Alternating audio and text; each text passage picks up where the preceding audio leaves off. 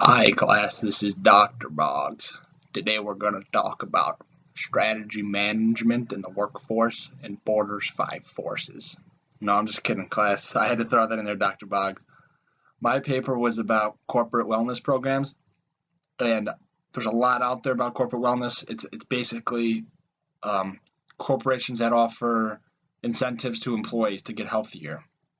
In from the employer perspective, they're decreasing their healthcare costs, their premiums, it really saving a lot in that area, especially in the long term. And then from the employee perspective, they're getting healthier, hopefully. They're also getting incentives offered, financial gift cards, days off, etc. So I focus my research on those two perspectives. How does the employer keep them engaged and decrease those healthcare costs? And how do the employees stay active? And what do they want to see from their management team to make this work?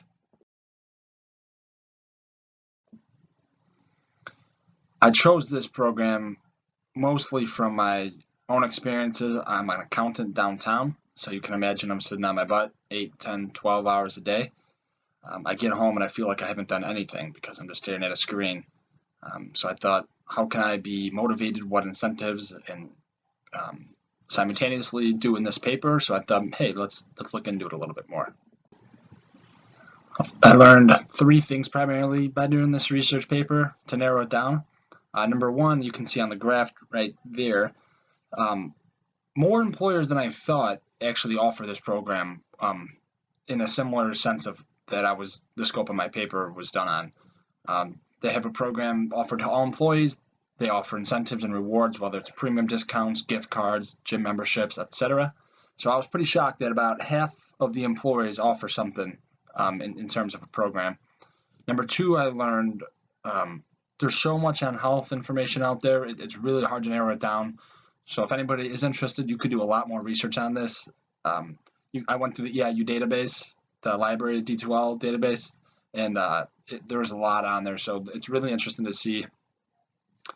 Number three, I learned is there's a huge return for the employer. I'll go into that next on my strategy slide. Excuse me, but you can really, if you become a C-suite level executive and you don't have a program, I'm thinking about talking to my own company and seeing if we can get something going, because there's a huge return. It's almost 6 to 1 on the dollar. So those are definitely the big three that I learned.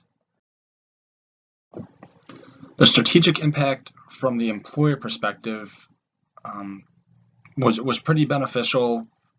I know Dr. Boggs recommended we don't really do tests, and I didn't do tests, but like I said, there was so much information out there.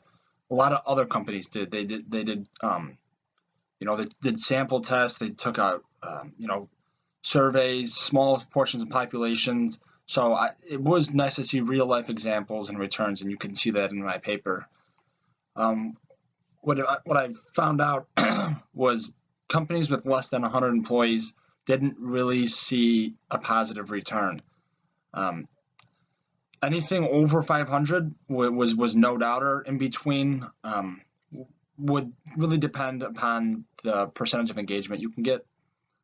Those with over 500 employees did see a 3.7 to 1 return. That means if these programs are costing $5,000 per employee, you're getting almost $18,000 back over those first 2 years.